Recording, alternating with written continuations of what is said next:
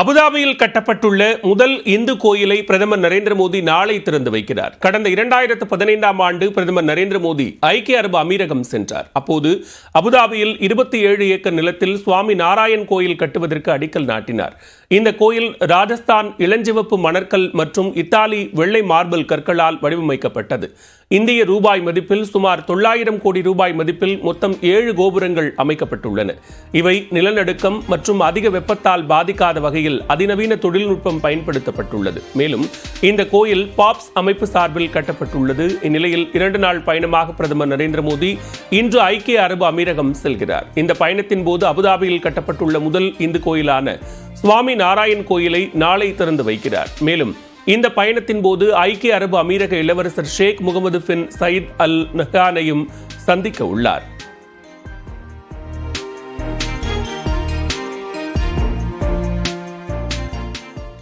(2024) நாடாளுமன்ற தேர்தல் கூட்டணி பேச்சுவார்த்தையை திமுக தீவிரப்படுத்தியுள்ள நிலையில் அதன் கூட்டணி கட்சிகளுடனான முதற்கட்ட பேச்சுவார்த்தையை நிறைவு செய்துள்ளது.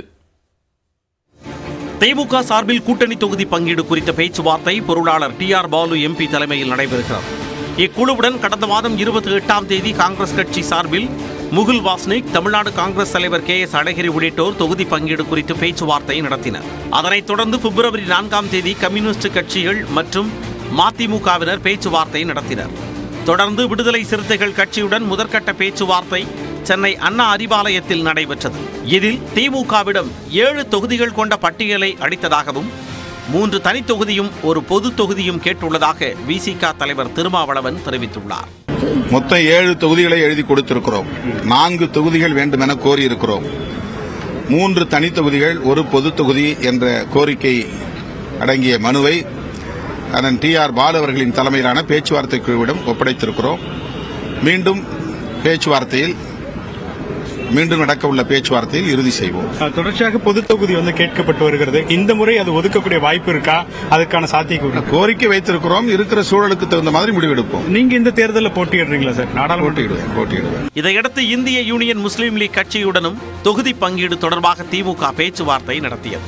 இதில் இந்திய யூனியன் முஸ்லீம் லீக் சார்பாக கட்சியின் தலைவர் காதர் மொய்தீன், பொதுச் செயலாளர் அபுபக்கர், ஷாஜகான், அப்துல் பாசித் ஆகியோர் பங்கேற்றனர். 2019ஆம் ஆண்டில் நாடாளுமன்ற தேர்தலில் ராமநாதபுரம் தொகுதியில் இந்திய யூனியன் முஸ்லீம் லீக் கட்சி போட்டியிட்டு வெற்றி பெற்றது. இதனால் ராமநாதபுரம் தொகுதியையே மீண்டும் தங்களுக்கு ஒதுக்கும்படி திமுகவிடம் இந்திய யூனியன் முஸ்லீம் லீக் கட்சி கேட்டுள்ளதாக அக்கட்சியின் தலைவர் காதர் மொய்தீன் தெரிவித்தார். தமிழ்நாட்டிலே நடக்கப் போகிற நாடாளுமன்ற தேர்தலில் ராமநாதபுரம் தொகுதியையே மீண்டும் பெற்று இந்திய முஸ்லீம் லீகிற்கு கொடுக்க வேண்டும், பெற வேண்டும் என்ற அடிப்படையில் எங்கள் பேச்சுவார்த்தை இன்று தொடங்கியது. பின்னர் கொங்கு நாடு மக்கள் தேசிய கட்சியுடன் திமுக குழு பேச்சுவார்த்தை நடத்தியது. கொங்கு நாடு மக்கள் தேசிய கட்சி பொதுச் செயலாளர் ER ஈஸ்வரன் தலைமையிலான குழு அண்ணா அறிவாலயத்திற்கு வந்து திமுக தொகுதி பங்கீட்டு குழுவுடன் ஆலோசனை நடத்தியது. அத்துடன் கோவை மாவட்டம் பொள்ளாச்சி தொகுதியில் போட்டியிட விரும்புவதாகவும் அக்கட்சியின் திமுக தொகுதி பங்கீட்டு குழுவிடம் தெரிவித்ததாக தகவல் வெளியாகியுள்ளது. எனவே திமுக கூட்டணியில் நாமக்கல் அல்லது பொள்ளாச்சி ஆகிய தொகுதிகளில் ஒன்று கொங்கு நாடு மக்கள் தேசிய கட்சிக்கு வழங்கப்படலாம் என்று எதிர்பார்க்கப்படுகிறது.